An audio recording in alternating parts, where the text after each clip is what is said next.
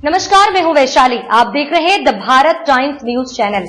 आइए रुक करते हैं आज की बड़ी खबर पर। सौरभ सिंह हत्याकांड जेल में साहिल से मिलने पहुंची दादी रोते हुए बोली, 17 साल पहले उसकी मां ने कहा था। मेरठ के चर्चित सौरभ सिंह हत्याकांड में आरोपी साहिल शुक्ला की दादी बुधवार को जेल में उससे मिलने पहुंची। उन्होंने साहिल को केले और नमकीन खाने के लिए दिए। दादी अपने पोते को देखकर भावुक हो गई और रोते हुए बोली, साहिल की मां ने मरने से पहले कहा था कि मेरे बेटे का ख्याल रखना। साहिल की दादी को देखकर छलके आंसू।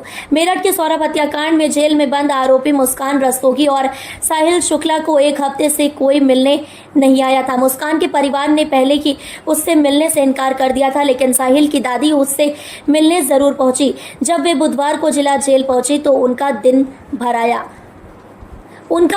आया। दादी ने बताया कि साहिल की मां का 17 साल पहले निधन हो गया था। मरते समय उसने मुझसे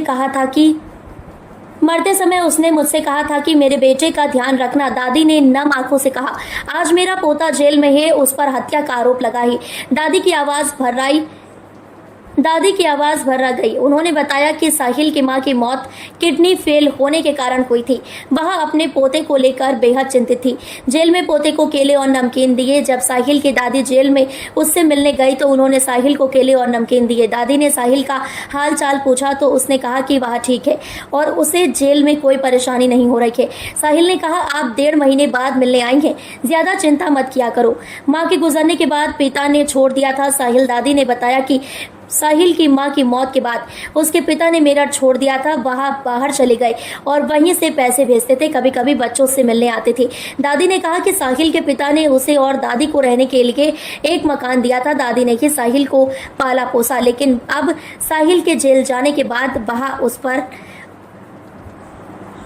उस घर में नहीं जाती। कभी किसी रिश्तेदार के यहाँ तो कभी किसी परिचित के यहाँ ठहर जाती हैं। सौरभ की हत्या पर जताया दुख। साहिल की दादी ने पत्रकारों से बात करते हुए कहा कि सौरभ की हत्या का उन्हें गहरा दुख है। उन्होंने कहा, मुझे साहिल के जेल में होने का उतना दुख नहीं है जितना सौरभ की हत्या का है। उन्होंने आशंका जताई कि मुस्कान ने साहिल को फंसाया है। दादी का कहना है कि उनका पोता निर्दोष है और उसे फंसाया गया है। दादी को साहिल की चिंता। जेल में मुलाकात के दौरान दादी ने साहिल को समझाया कि वह हिम्मत न हारे और किसी बात की चिंता न करे। साहिल ने भी अपनी दादी को ढांढस बंधाया और कहा कि वह ठीक है। दादी ने जेल अधिकारियों से बात की और अपने पोते का ख्याल रखने की अपील की।